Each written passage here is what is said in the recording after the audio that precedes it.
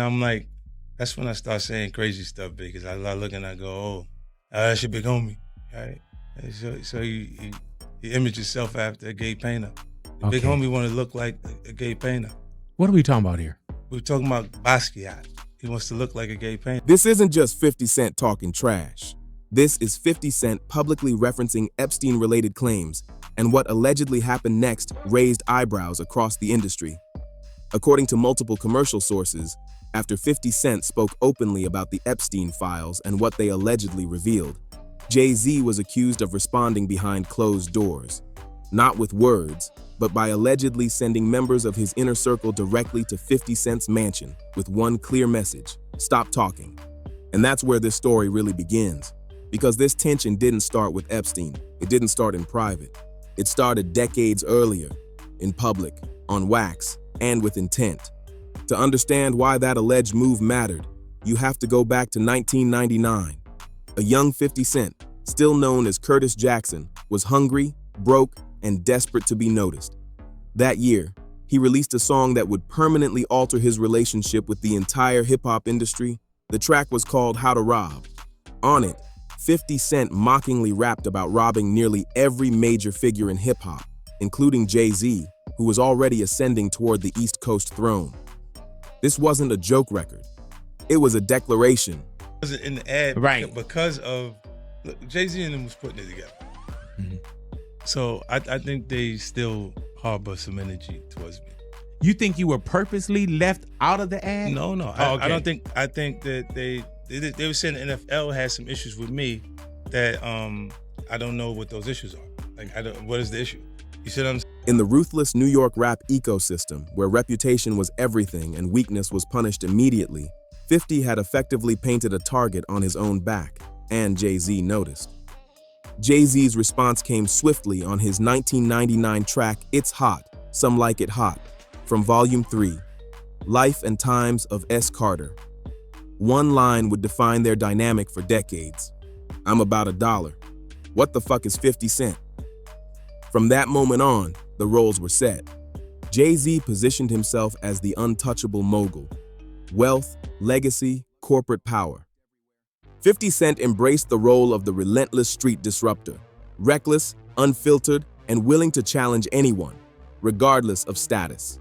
He says, I gotta do a documentary on this ASAP. And he posts a picture of Jay-Z lighting, a cigar. Damn, they got your man Jay in the files. I gotta do a doc on this. And then he posts another picture of Jay-Z, wearing this particular outfit. Basically somebody who looks like he is about to go down. So 50 Cent is ready to work with Netflix. And I think Netflix would be open arms to this conversation because they just racked up 50 million views on the first documentary. That tension simmered through the early 2000s, surfaced publicly during the Rock the Mic tour, and never fully disappeared, even when both men stood on the same stage.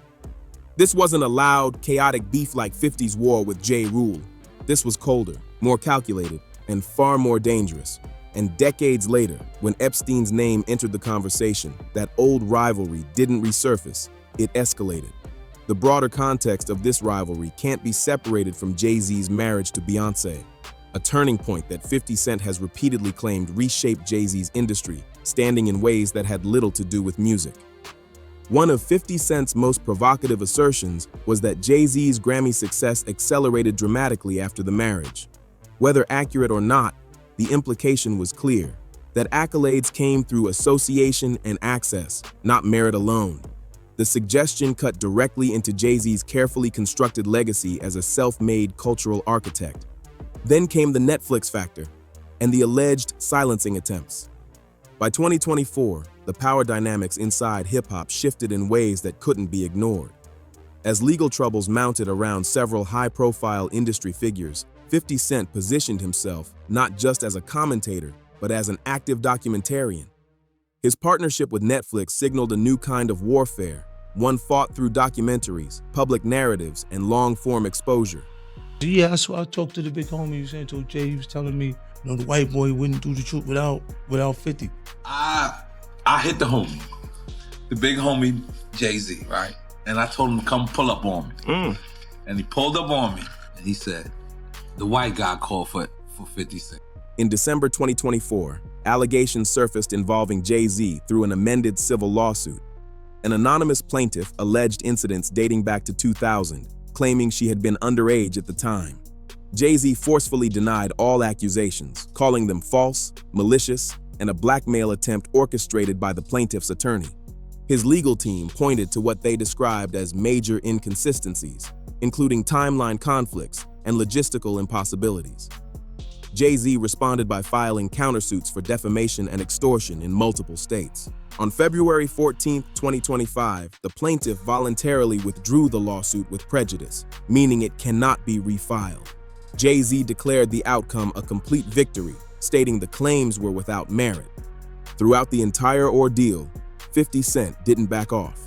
His response to the initial allegations was immediate and characteristically provocative. Look, when Jay signed his contract, the big one was with Beyonce. When he signed that contract, the marriage contract, he got trophies. Not trophies. Those fucking trophies came rolling in, buddy. He started getting Grammys left and right, man.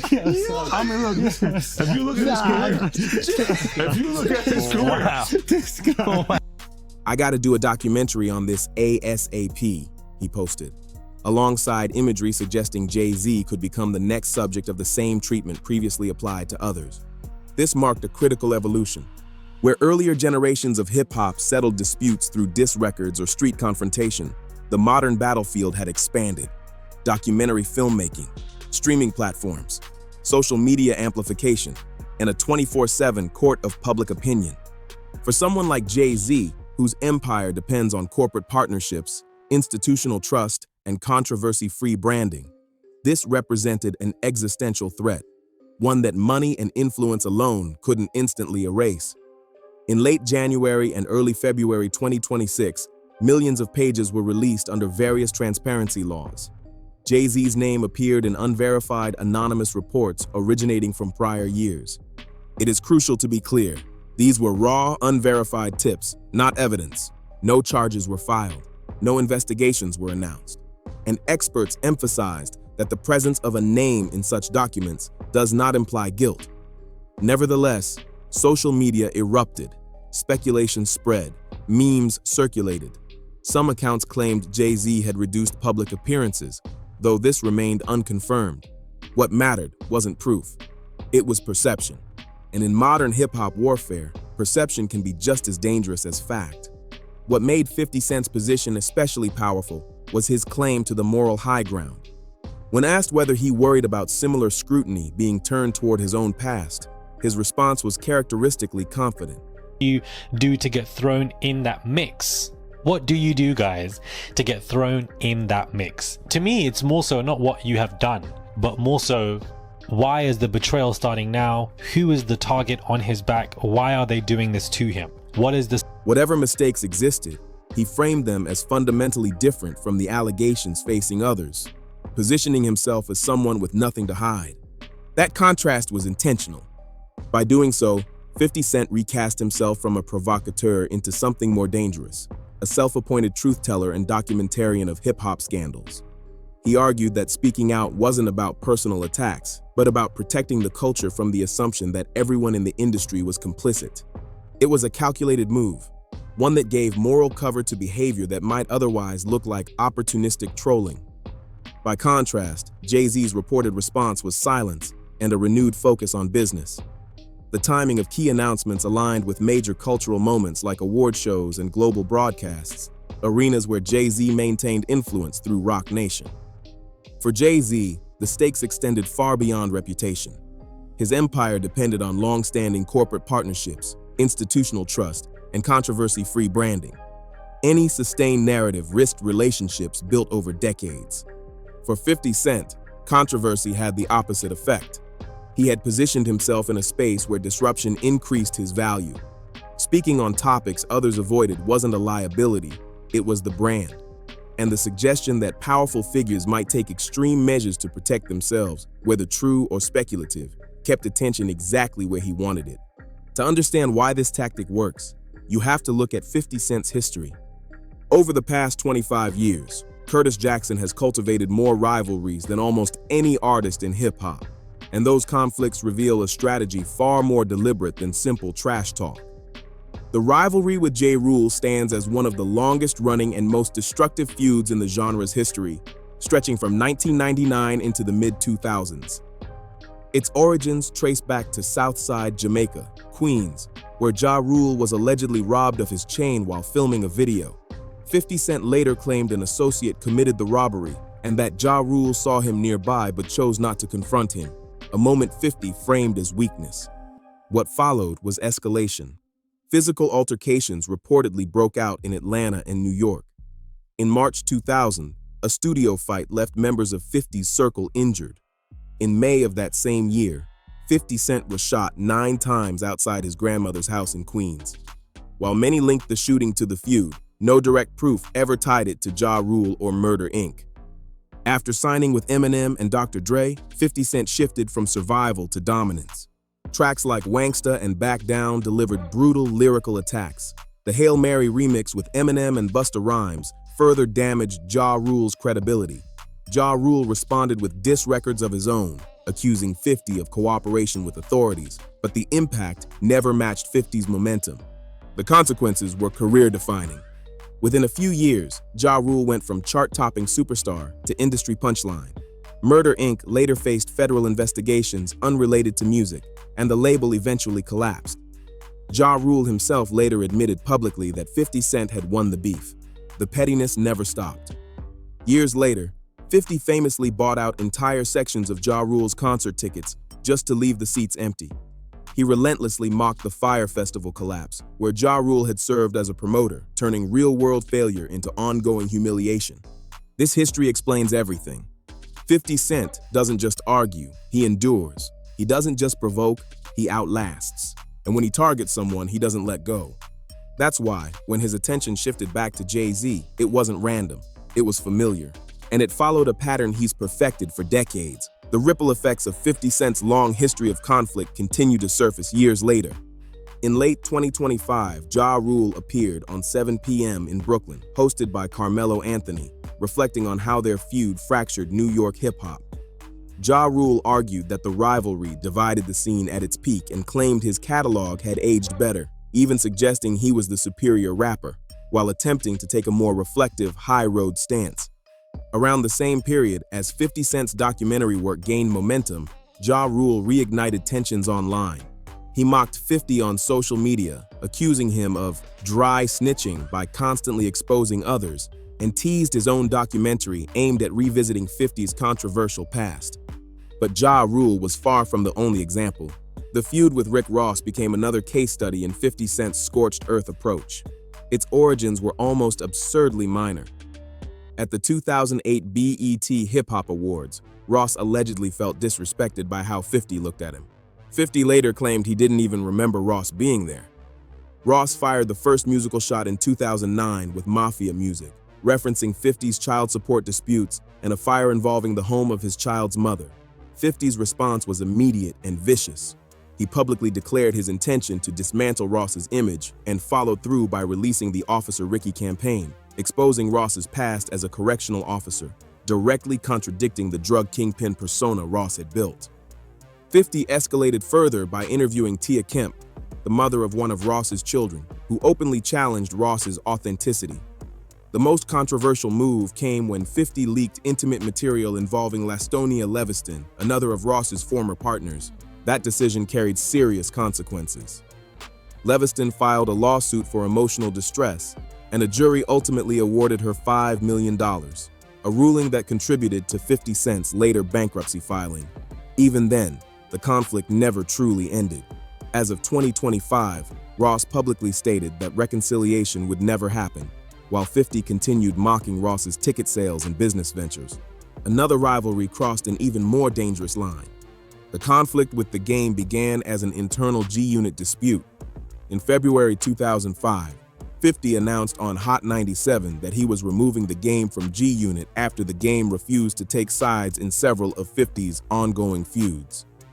What followed escalated rapidly. The game and his entourage reportedly went to the radio station to confront 50, leading to a street shootout nearby. At least one person was injured.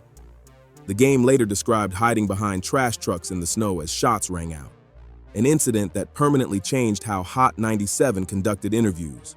Eventually, Jimmy Iovine stepped in, reportedly paying both artists to appear together and publicly declare peace. Even then, the rivalry lingered for years. The Game later admitted that if he and 50 had never beefed, both might have become billionaires. They finally squashed the feud publicly in 2016. Competition wasn't limited to street beefs. In 2007, 50 turned album sales into a public showdown with Kanye West. Confident he would win, 50 promised to retire from solo music if Kanye outsold him. Graduation debuted with roughly 957,000 first-week sales compared to 50's Curtis at around 691,000. 50 never fully followed through on that promise. Beyond music, his conflicts extended into sports, business, and even family. He publicly feuded with Floyd Mayweather over money and promotion, clashed with Vivica A. Fox after their breakup, and even engaged in a bitter public dispute with his own son, Marquise Jackson. Taken together, these rivalries reveal a consistent pattern. 50 Cent doesn't disengage. He escalates, reframes, and outlasts. And that history explains why, when his attention returned to Jay-Z, it wasn't noise, it was strategy. Over the years, 50 Cent has shown that no one is off limits. He trolled Oprah Winfrey for years, even naming his pets after Oprah and Gayle King.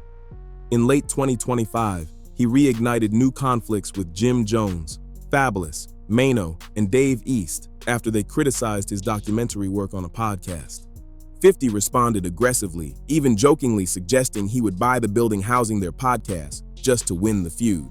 He also briefly clashed with Marlon Wayans after the actor defended others in the industry.